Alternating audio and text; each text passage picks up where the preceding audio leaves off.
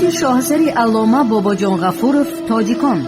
تاریخ قدیمترین، قدیم، عصر میانه و دوره نو. گفتار 26.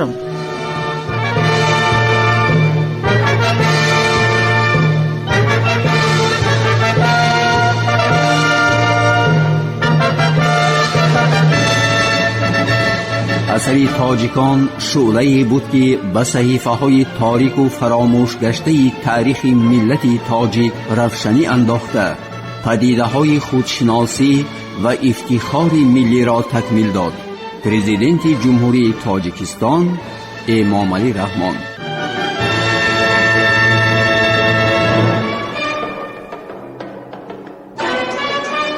آسیای میانه در دوره کوشانیان.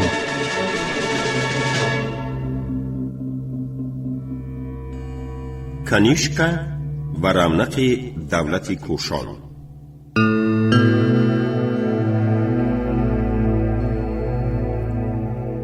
مشهورترین شاه کوشان کنیشکا می باشد.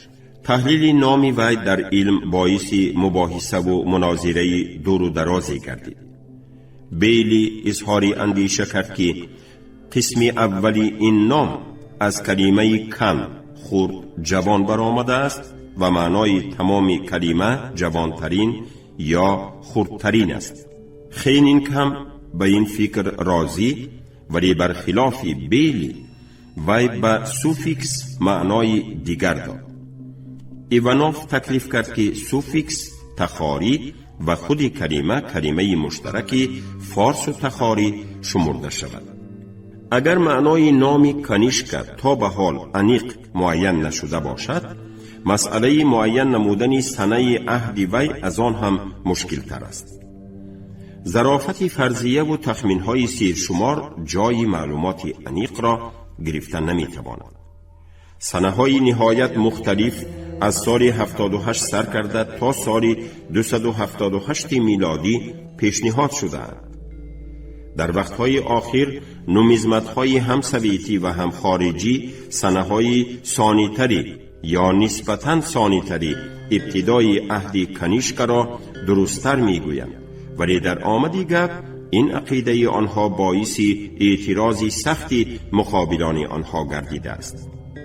از افتکار بازیافت‌های نو، علل خصوص بازیافت‌های ارخئولوژی، این مسئله را روشن خواهند کرد، ولی الحال این مسئله به کوچه روشنی یا معینی نزدیک هم نشده است. اینک برابر سنه کنیشکا، سنه‌های عهد دیگر شاهان کوشان هم از عصر به عصر چارخیز می کنند. موافق معلومات موجوده عهد کنیشکا کمش 23 سال دوام داشته است. در عهد وی وسعت و تمرکز من بعده ملک‌های هندوستانی کوشان به وقوع پیوست. پنجاب، کشمیر، سیند، اتر پردیش در شرق تا خود بنارس در تحت حاکمیت وی بود. پایتخت دولت شهری پروشاپور پیشاوری حاضره قرار یافت. سرزمین دولت کوشان در عهد کنیشکا با یک خود شمال هندوستان محدود نشده قریب تمام افغانستان، بسیار ناحیه‌های آسیای میانه و ترکستان شرقی را در بر می گرفت. سیوان تزن نوشته بود. پیشتر زمانی که کنیشکا پادشاهی می کرد، شهرتی وی در دولت‌های همسایه پهن شد و اقتدار حربی او را همه اعتراف می نمودند. شاهزادگانی که در کشورهای غربتری خیتای بودند به کنیشکا اطاعت داشتند و به این پادشاه گروی‌های خود را می فرستاندند. در کتیبه سال 262 میلادی شاه ساسانیان شاپور یک در کعبه زردشت گفته می شود که طول کوشان شهر تا پیشاور، کاش، پاشغر یا کیش، شهری سبز، سوخت و حدودی چاچ بود. یادگاری های ارخئولوژی و بازیافتی تنگه ها امکان می دهند با کمال اطمینان گوییم که ناحیه های جنوب تاجیکستان حاضره از جمله پامیر و ازبکستان، اینچنین وادی زرافشان بیشک در هیئت دولت کنیشکا بودند. از احتمال دور نیست که در دوره اوج ترقیات دولت کوشان فرغانه هم در هیئت آن یا خود در زیر تأثیر آن بود.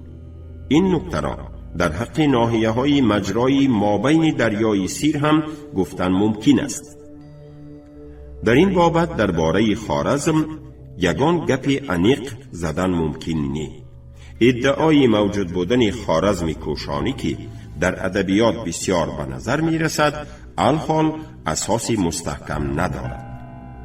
در بابت ترکستان شرقی باشد، حتی سرچشمه های غرض آمیز خطایی اعتراف می نمایند که این مملکت مدتی در هیئت دولت یوجی ها یعنی کوشانیان بود.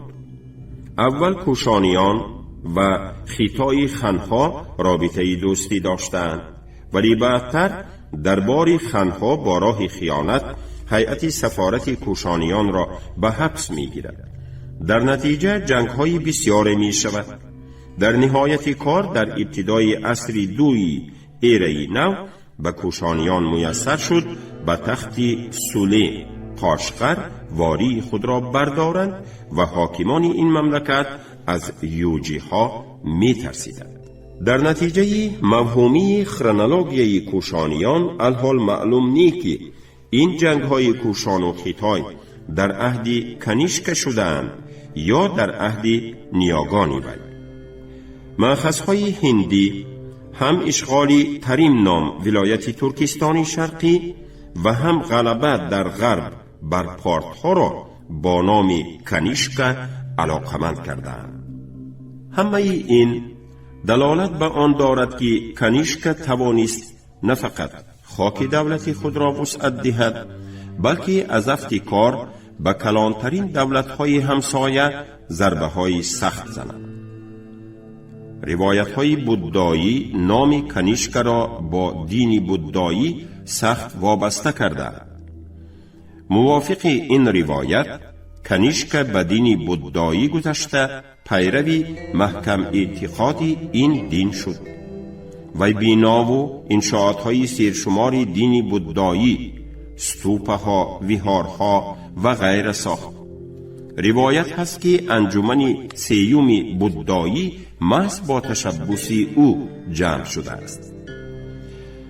البته در این روایت‌های بودایی اغراق و محابات بسیار است، ولی بعضی نکته‌های آن در مأخذها هم ذکر شده است.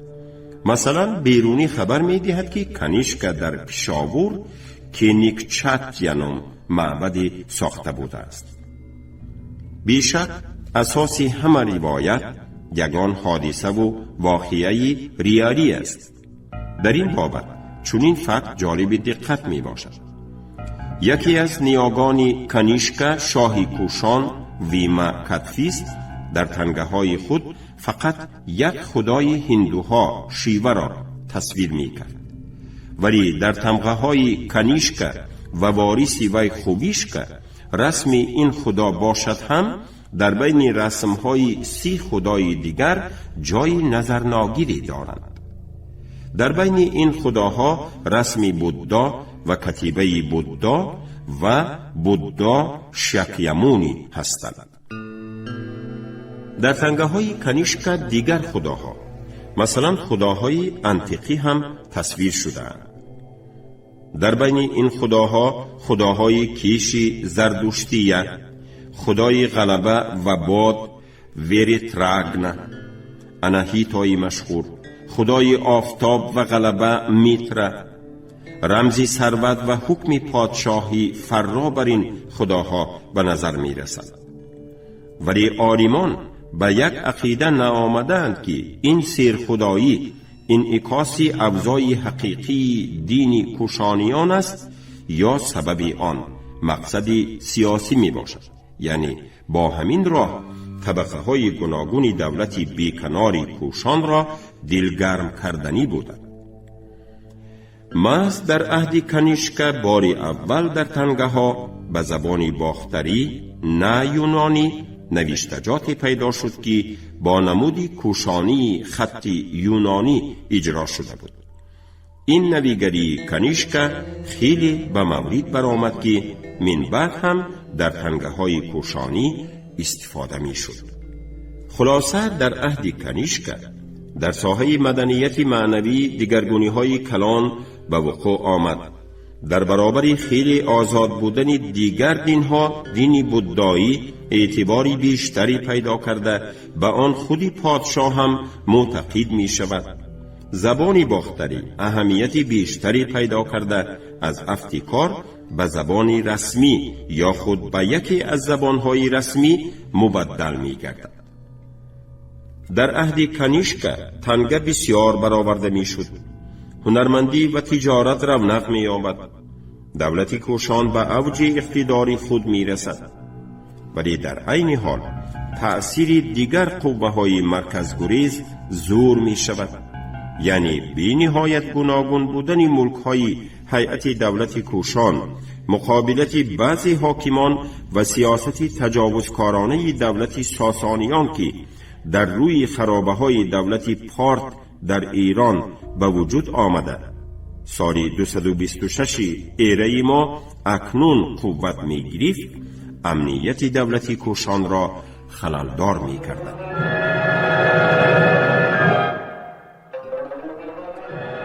تنزل دولت کوشان، کوشانیان و ساسانیان. موافق کتیبه های هندی بعد کنیشک به تخت وسیشک نشست، ولی تنگه با نام او نیست.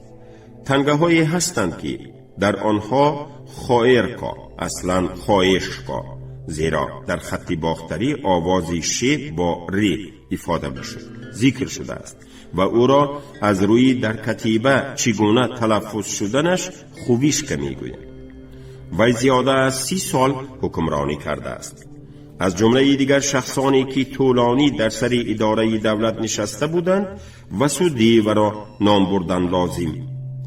در عهد وسودیو از رسمهای خداهای بسیاری روی تنگه ها باز فقط رسمی شیوه میماند.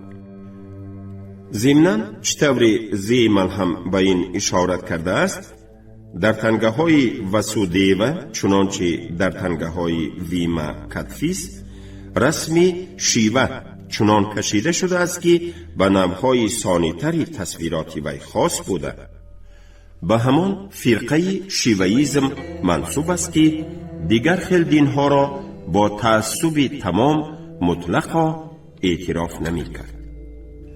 در بالا خاطر نشان نمودیم که دولت ساسانیان ایران قوت می گرفت.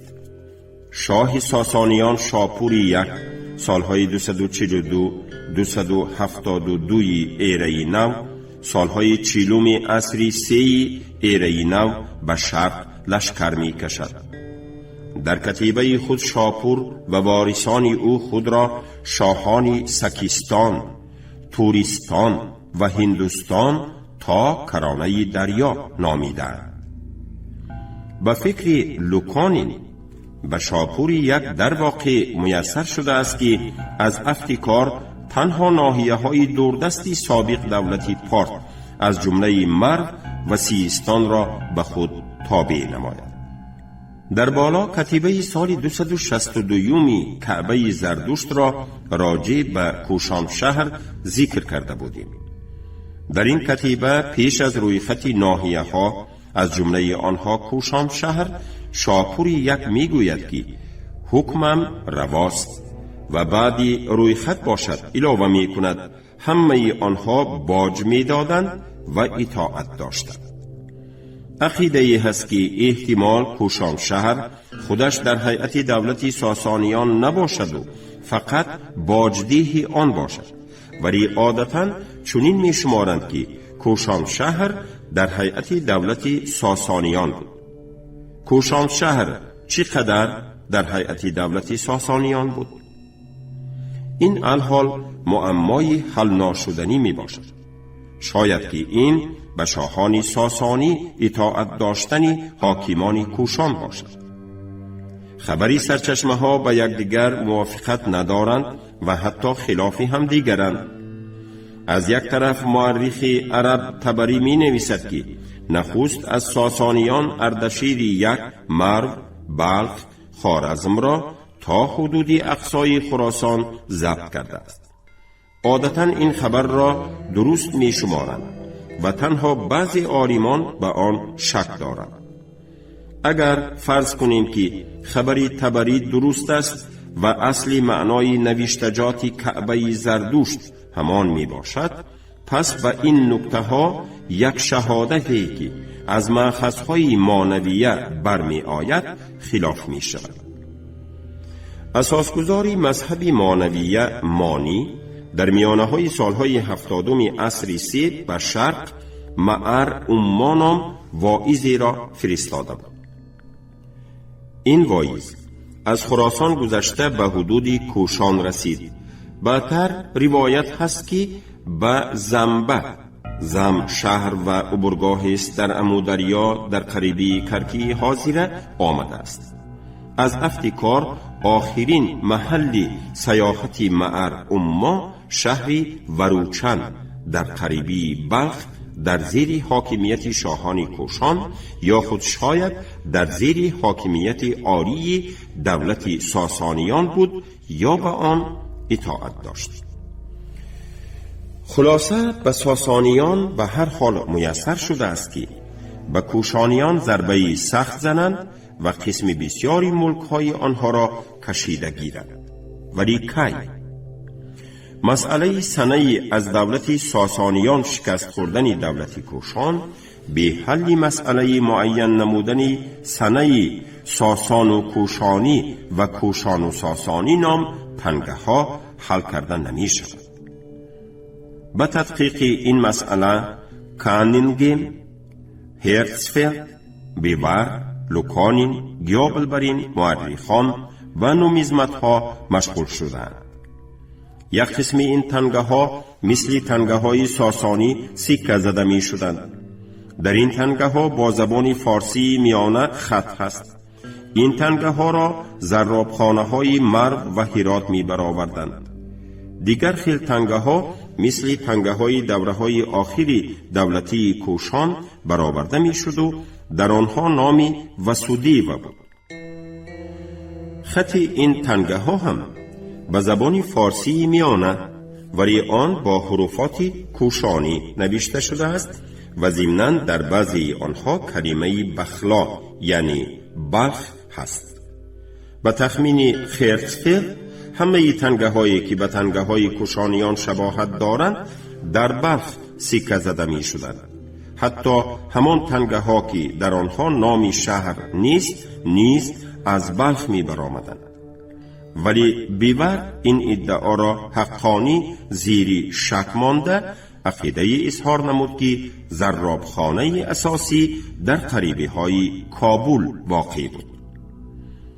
در یکی از تنگه ها چنین کتیبه هست: مومینی مزدک پادشاهی هرمز شاهنشاهی اعظم و علاوه بر این نامی زرابخانه مرو ذکر شده است. در دیگر تنگه ها نام های اردشیر، پیروز و راهرند به نظر می رسد. پیشتر بعضی عالمان از جمله خرتفلد تخمین داشتند که فرض کردیم هرمزد تنگه های کوشان و ساسانی این همان شاهنشاه ایران هرمزد دو سالهای 302-309 است و غیره و هاکذا. در نتیجه تحلیل مفصل تاریخی لوکانین به چنین خلاصه آمد که این طور بی واسطه عینیت دادن غلط است و اثبات می کند که تنگه های کوشان و ساسانی و هم ساسان و کوشانی را شاهزادگان ایران که بعضی از آنها عموماً شاهنشاه ایران نشده اند از میانه های عصر 4 تا میانه عصر 5 میلادی می برآوردند.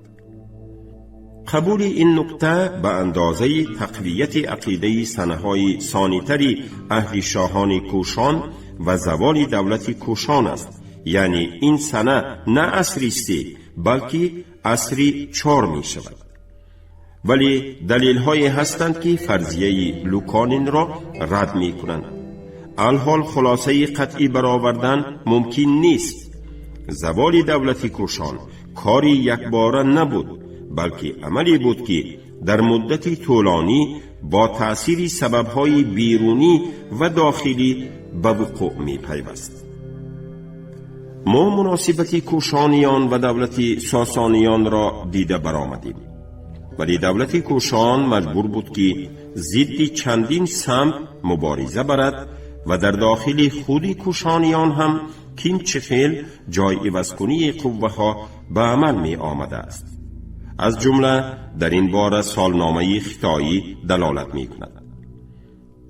شاه دلاوری یوجی ها سیدالا با لشکر خود از کوههای بلند گذشته به هندوستان شمالی حمله کرد و 5 دولت را که شمالتری گنتالا یعنی قندهار واقع بودند ضبط نمود. شاه سیدالا نام ختایی که در نام حاکم کوشانیان است که در نیمه دوم یا انیقترش در آخری اصل 4 در قسم زیادی دولت پیشتره کوشان حکم خود را جاری کرده بود. در عین حال یک قسم آسیای میانه را قبیله های نو آمده خیانی ها ضبط کردند. نهایت حاکمیت به دست هیتاریان گذشت. جنگ های دائمی عصرهای 4-5 احوال آسیای میانه را نهایت تباه کردند. آسیای میانه در دوره کوشانیان. شهرها و منزلهای آسیای میانه در دوره کوشان. باختر شمالی.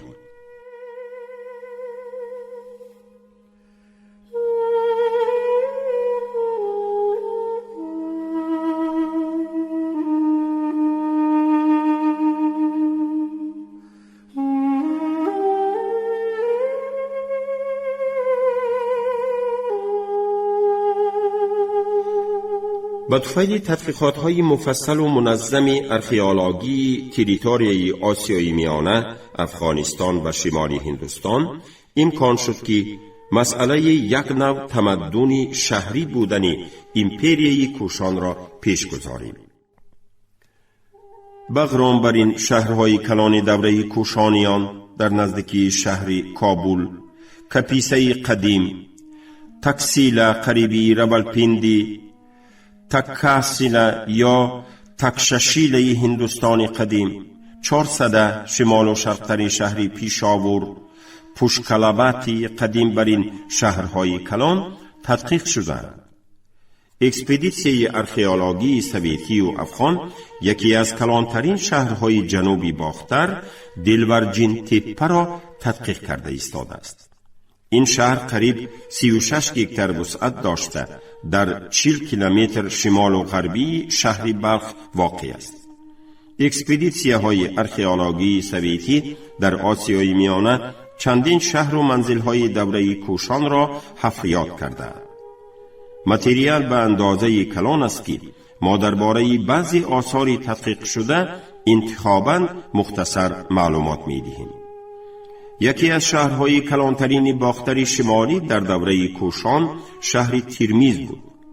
شهر در این موضع در قریبی شهر حاضره ترمیز در مدت قریب هزارها سال وجود داشت. بنابراین بالای طبقه های ارخئولوژی دوره کوشانیان را طبقه های دوره های ثانی پوشیدند. وسعت ترمیز در دوره کوشانیان کلان بود.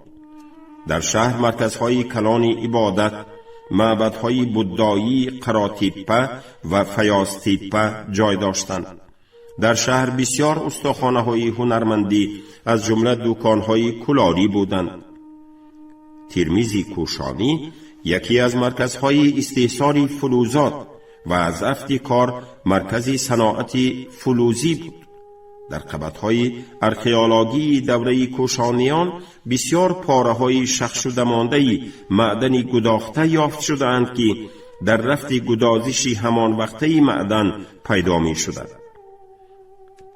بنابر بعضی باقی مانده های قسم های بناهای سنگین گفتن ممکن که در ترمیز بسیار انشاءات های کلان معماری وجود داشتند. با طفیل تحقیق سراسری آثار ارخئولوژی جنوب تاجیکستان و جنوب ازبکستان امکان شد که یک چند مرکزهای شهری واحه‌های زراعتکار مقرر کرده شود. این مرکزها اساساً در منطقه‌های جای گرفتند که صاحب شبکه مستحکم آبیاری می باشند و در گرد و اطراف آنها بسیار دیگر منزل‌های خرد زراعتکاری واقع گردیدند. در وادی سرخاندریا کلانترین مرکزهای شهری دیمنه‌های دلورزین تپه، خیرآباد تپه، جان دولت تپه و زر تپه بودند. دلورزین تپه که در قریبی شهر دهنوی حاضره می باشد، دیمنه است که قریب 28 هکتار وسعت دارد و از روی مساحت در شمال باختر بعد ترمیز جای دوم را می گیرد.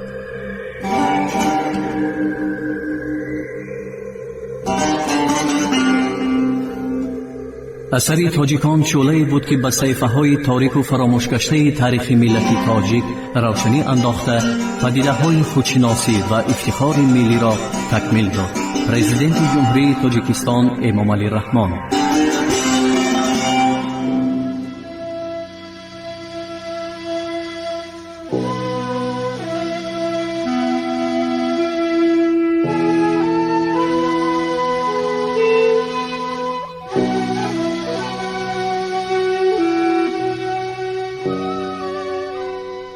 شما گفتاری 26 را از کتاب علامه باباجان غفورов تاجیکان شنیدید. عبدالرشید خوجمقلو خوند. کارگردان شیرعلی نفزلی.